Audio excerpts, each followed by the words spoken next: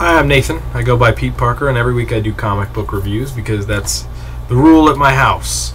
If I want to keep buying them, I got to review them online. So this review is going to be for Flashpoint Reverse Flash #1 of 3.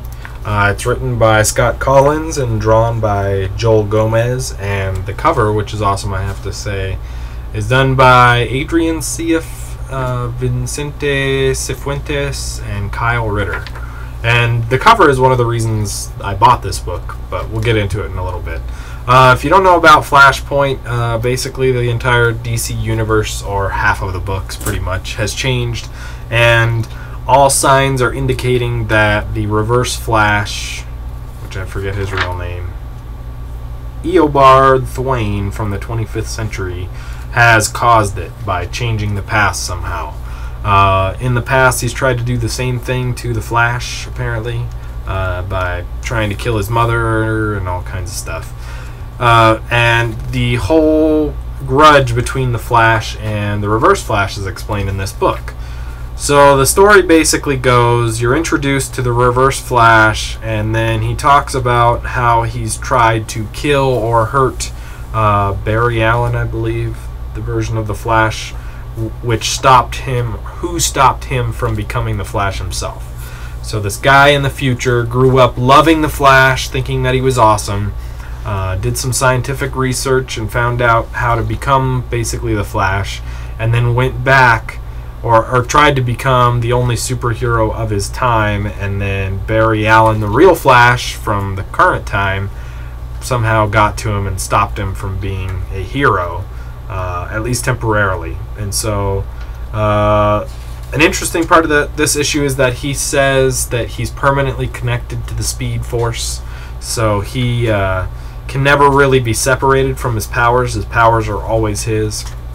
And it also explains a little bit about a paradox, the paradox of time travel, really, when Reverse Flash tries to go back in time and prevent Barry Allen from becoming the Flash, pretty much by taking the Speed Force himself, basically having the same accident happen to him instead of happen to Barry Allen.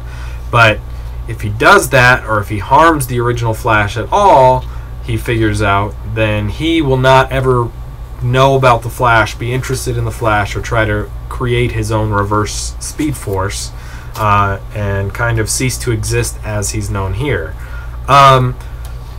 So through the processes of testing different ways to get at Barry Allen and make him go crazy or whatever, the Reverse Flash comes to the conclusion that the only thing that he can really do to him is to try to hurt the people that he cares about, and not his girlfriend. Apparently he tried to kill his girlfriend a bunch of times and it never worked. He's always stopped right at the last minute.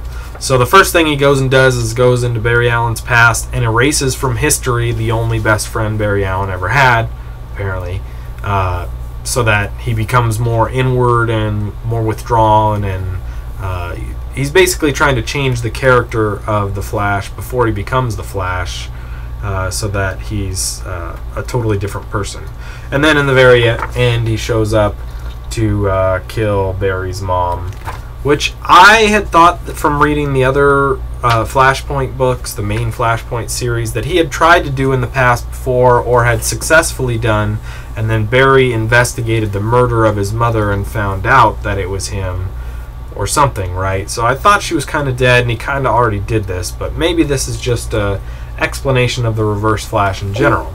And I really enjoy the idea of the Reverse Flash being the supervillain or whatever, and I thought that I was going to get more of his wickedness and more of the explanation about how Flashpoint came to be in this first issue, but apparently this is all kind of backstory. This is all kind of leading up to probably what caused Flashpoint, if they decide that that's what caused Flashpoint. It's altogether possible that it's all a red herring, it's all a ruse to make you think that this is why Flashpoint happened, he is why, but it turns out that it's not, or, you know, something. So, I thought the artwork was really good. I thought that the concept of the Reverse Flash is cool. It's not a new concept at all, but it's new for me. And I thought what they tried to do with this was pretty interesting.